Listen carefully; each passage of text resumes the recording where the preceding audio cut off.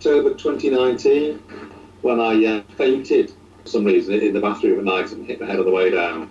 I went to see the doctor.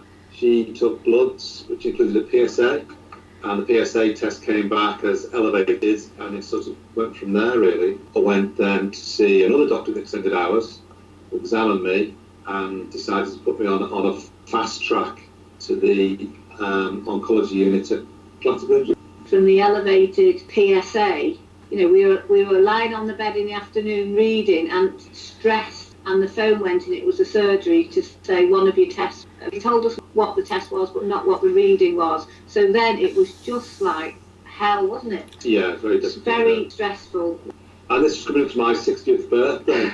And so I asked the doctor, I'm planning to go on holiday, will that be okay? And he said, yes, go on holiday. So when we came back from Poland, I went to see them, and what happened then? We went to urology. They arranged for an MRI scan. An MRI scan, yeah, they did that. And then I went for a biopsy, and then I went to see the surgeon at Clatterbridge, and he said, after examining all the results, I had got prostate cancer, and more or less asked me, what do you want to do about it, really?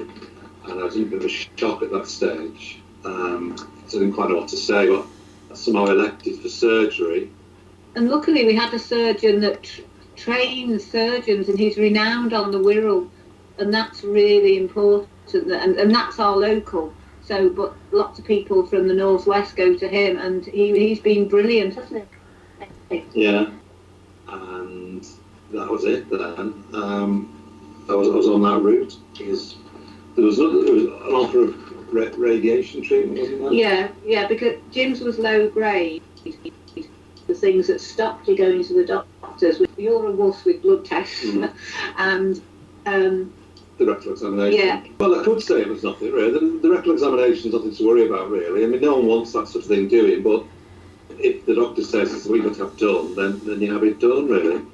But I didn't have a PSA test at any stage in my life up until this one, really. So it may have been slightly elevated before that.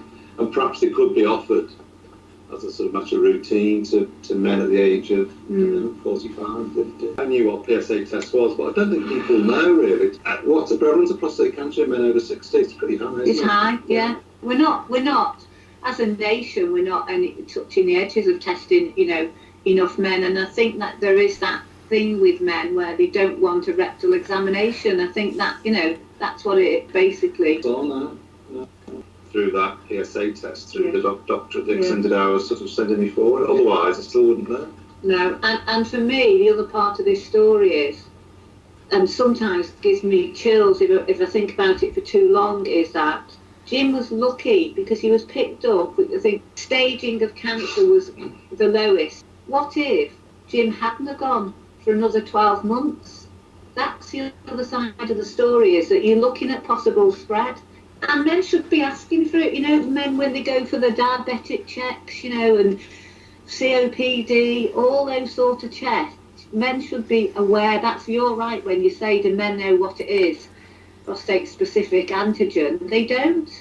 The stat for CWP, women can tell the men, and men from CWP might see this and think, never even thought of it, because we just never entered our head. No, not at all. No. No urinary symptoms, nothing at all. If you've got symptoms or not, doesn't matter. If you've hit 50, get a test. I think the message is, I didn't know, you won't know until you have a test. Have a test.